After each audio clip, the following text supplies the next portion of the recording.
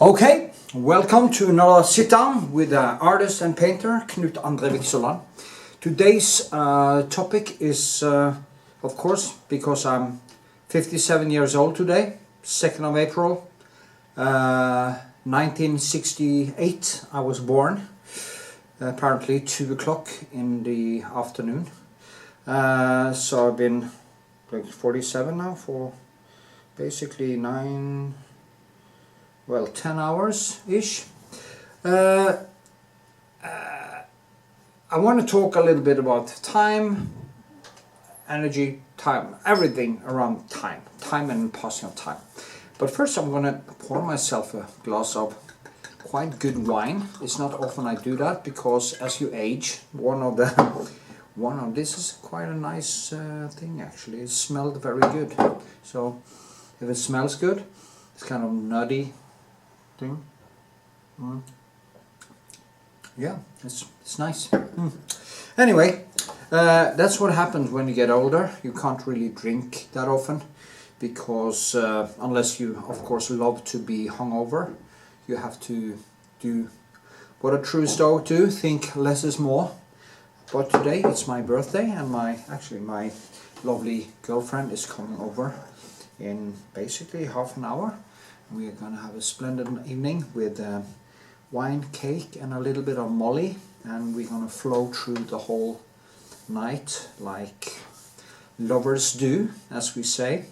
That's going to be nice. You actually find a link to her YouTube channel in the description, so go check it out. She is building up something and she's really good to paint and stuff like that. Very nice girl. Anyway, what I would like to talk a little bit about is the absurdity of time, because of course I'm becoming older now. I can feel it in the small things. Despite me having a double hip replacement and one of the prostheses has loosened from my leg, so I need also a new operation, and it gives me some pain and stuff to struggle with. But if it wasn't for that, I wouldn't actually feel. I would have felt much better anyway. But the point is, what happens when you grow older, and you have to think about this when you're young, and when you're young you're not actually thinking about it.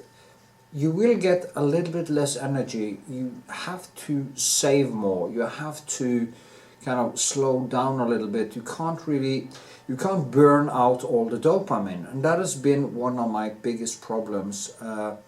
I have multitasked like crazy for years and years on end because of my ADHD and hypomania. I always try to basically suppress my inner thoughts, not thoughts, but more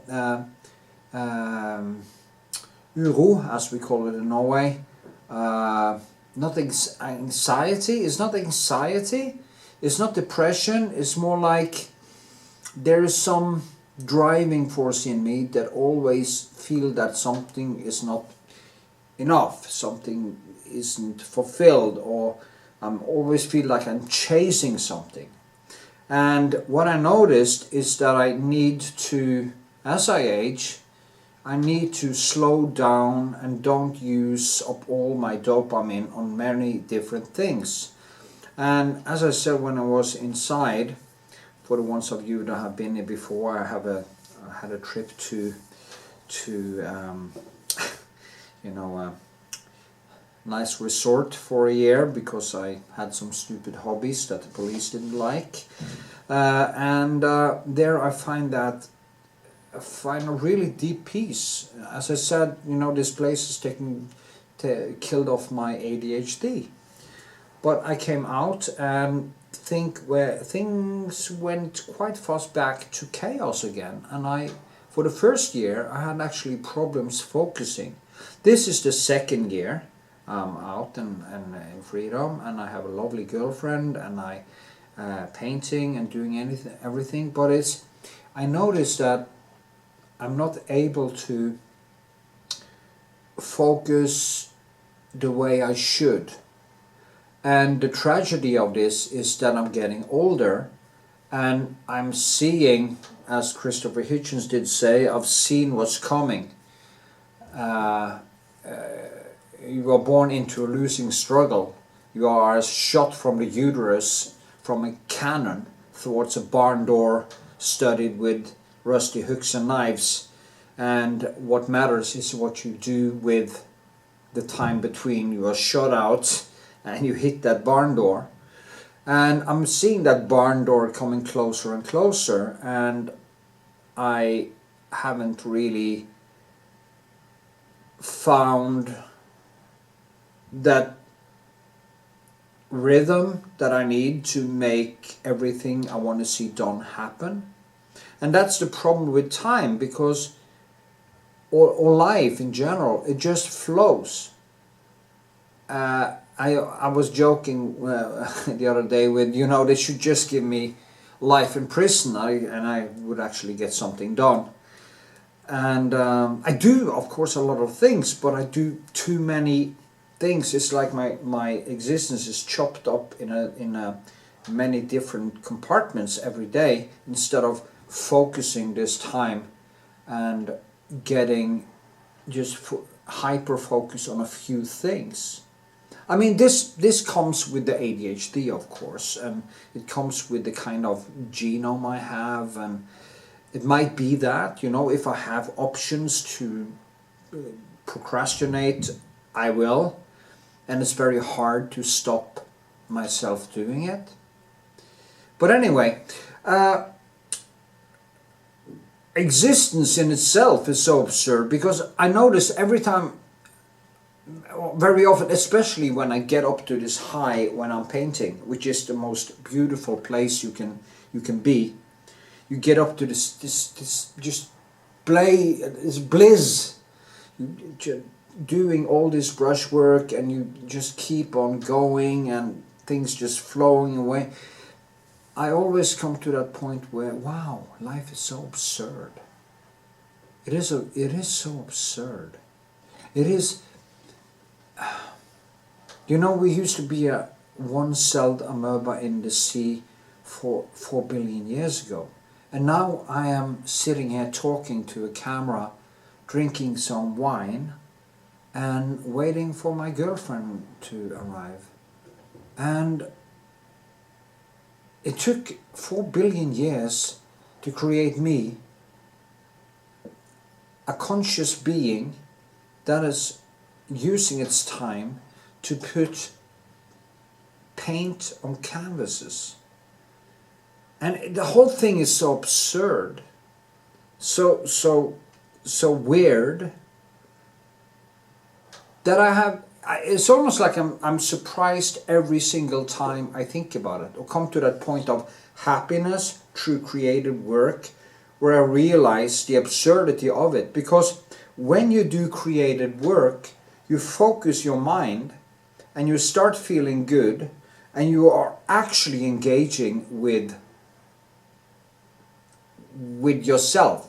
You're not distracted, you're not chasing another picture, another video on social media, you're not doing it, you're just hyper focused into your own, I'm an atheist, but I'm going to use that cliche, into your own soul. And that is when I realize how short life is, how precious it is, how absurd it is, that this being, me, is looking through these eyes like from inside a mirror. It's almost like I sometimes feel like I'm inside or behind a mirror, looking out through some glass door, which is, of course, is my eyes. And I'm at the same time observing this phenomenon. And it's just, consciousness is just so absurd, you know. The capability of doing this. And then, bang, you realize that you're going to die. That it's not going to last. And I'm not going to Valhalla. I'm not going to heaven, because I don't believe in any heaven. And as George Carlin say, You think you're going to go somewhere, you probably were going to go. I'm going to go nowhere. And it makes it even more absurd, because here probably an infinity of universes was before me and will be after me, and I'm just a little blip. A little blip of time. A little, it can't even be measured. Well, it probably can be measured scientifically. But you compare it to eternity or infinity, it is absurd. Everything is absurd. And that's what I want to talk about the day I become 1 year older. And I mean, no, I'm just gonna have a... Yeah. Richard Dawkins, what was he said? I forgot it. Anyway, he said it's a kind of a miracle that we are born at all. It is so absurd that I'm sitting here. And the thing with being me, it's not really set in stone. If I didn't go into art, if I kept on being a welder, I would probably work in the North Sea in some oil thing, or I would have been a totally different person. Not totally different person, but I wouldn't had this sense of existence which I have now, which actually creative work brought with it. It is the creativity, the tragedy, the happy things, the painting, and everything that created this this type of introspection, which makes me into a constant observer of my own existence. It is almost like I have two voices, I know I have a shadow, I have a dark side, I know that, I am totally, but I'm able now to discuss with it, I have a discussion with it, and I keep on winning the discussion. I used to have the dark side before when I was young, but I didn't have that inner discussion with it. It was easier to be, it's like Star Wars, beware of the dark side, because it's the easy way. The dark side is driven by need, it's driven by dopamine, it's driven by your genes, it's not driven by consciousness, it's not driven by anything that matters. So if you give in to this dark side, you will basically just live from moment to moment, or from chocolate to chocolate, or from sex to sex, or from you will never really go into anything deep. But most people, my impression is that most people do not have this discussion with themselves. And that is probably why we have an obesity epidemic, why people drink themselves to death, why they are promiscuous, why they need constant validation from others, why you have narcissistic personality disorders, because it's easier not to think and just get validation from others, so you don't really have to engage with yourself. But when you do that, you don't really exist. You only start to exist the moment you start to have that discussion. And actually start seeing, I can see every moment, I feel I can actually see every moment of my day, every moment of my existence. I can actually see what's happening. I'm in the conscious all the time, except from when I start painting. Then I go over into a different kind of consciousness, a more flow type of consciousness. And that's a release, or you could say it's more like vanilla sex, where you don't focus on coming, you just focus on the dance. It is like training, without taking it all the way. You don't go to breaking point, but you're engaging on a deeper and deeper and deeper level. I remember in the documentary with Arnold Schwarzenegger, I think it was Pumping Iron. He says pumping iron is like having sex many times a day, and yeah, and he went for the orgasm of it. But what you actually need to learn is you can't live from orgasm to orgasm. You have to live from flow to flow, and trying to make everything become flow. I just got myself a piano. I always wanted to play the piano, so I'm gonna start. I had actually 4 hours with a woman who's a very good pianist, and I just learned the basics. But now I'm gonna sit down. It doesn't really matter if it is toned right or anything. I'm just gonna learn myself the touch, because the touch on the piano and the brushwork is basically the same, so I can keep myself train my brain and evolve even more flow. So yeah, that is what I think. I think the rest of my, I have no idea how long I'm gonna live. You know, today Val Kilmer died, or maybe it was yesterday, but Val Kilmer died. He got esophageal cancer or something, or strupekreft like here.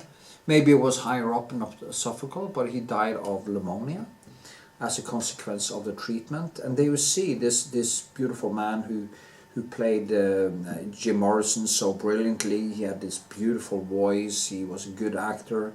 Kind of also heard I was a little bit of an asshole to work with, but you know, some people maybe go to their head. But then again, he gets the cancer, and he probably had to struggle also on a different level. So maybe because some people actually realize they are more alive the moment they get a disease that probably will kill them. And when it comes to dying, which will happen at least within the next, okay, if I become 100, I have like 43 more years to live, or 44 maybe, if you see the 57th as a year. So, and that is if I become 100. And what I hope for is that in this time I'm able to see every moment, to not to lose too much time, not to waste it. And when I see Val Kilmer dying, it's like, oh, and then, you know, my other hero, Christopher Hitchens, he died when he was 61. Val Kilmer became 65. And I've seen so many people die, friends. My best friend died when he was 41. From a heart attack because he ate too much. Basically ate and drank too much. It's a very sad story, and a very nice guy, Knut his name was. And you just see people, you know, disappearing. And that too, it's so strange, because it's like we can't really understand. We see people die, we see Val Kilmer, we see Christopher Hitchens, see Rune, we see friends, we see family die. But it never clicks. We never stop and say, hey, this is actually related to me. It's almost like we have this inner thing that stops us from realizing that we are going to die. And I'm trying to remember this as good as I can, because if I forget it, the moments I forget it, when I'm scrolling on this phone, you know, on Instagram or in TikTok or whatever, and it kind of steals my time. It's almost like I have forgotten this fact that my life is short. And every time I waste my time on a bad movie, a bad TV series, porn, anything, any person who doesn't even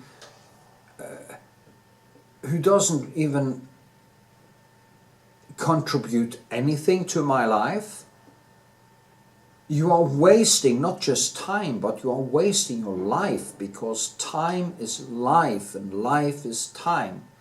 So it's very important to constantly remember that you're going to die. So that is why memento mori is so important. It is just so important. Amor fati, they say, accept your faith, and memento mori is remember you're going to die.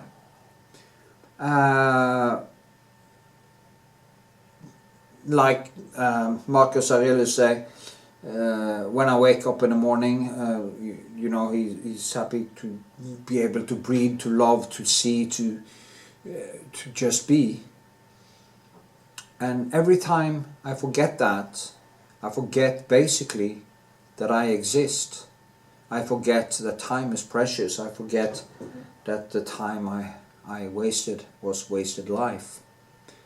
And what scares me the most about life, it is not dying, because that's on my schedule. No matter if I can live for 1 billion years, sooner or later I'm gonna get a supernova poured into my face, and I'm gonna get killed by something. I don't think we could in any way, shape or form come to a point where we could create technology or anything like that that could survive the death of the universe, the death of gravity, the death of all the physical laws. Maybe we could at some point link our consciousness up to quantum physics and the quantum soup and stuff like that, but that is such a long time into the future. And even how would that existence really work? Even going to heaven, if you died and you actually went to heaven or Valhalla or wherever you wound up, how would you be able to sit there and exist forever without any way to actually get away from it? And as I will say about Christopher Hitchens again, when he said he had to prepare to die, and one of the worst things was knowing that the party would continue, but he wouldn't be around to be there. He wouldn't see his children grow up. I wouldn't see all the things that would happen in the future. But then he thought even worse, if Christianity is right, you go to heaven, there is a party that never ends, and God demands that you're happy, and you can't leave, you can't go away, you can't shut down, you can't press the delete button, you can't commit suicide. You have to be there. There is no way out. And despite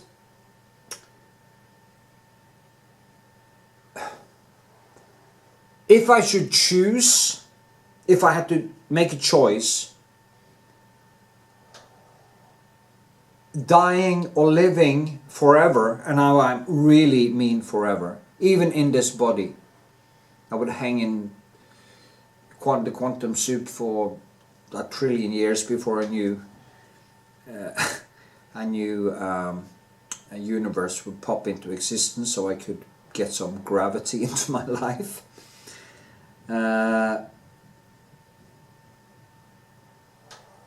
I think I would have chosen life, because in life things change.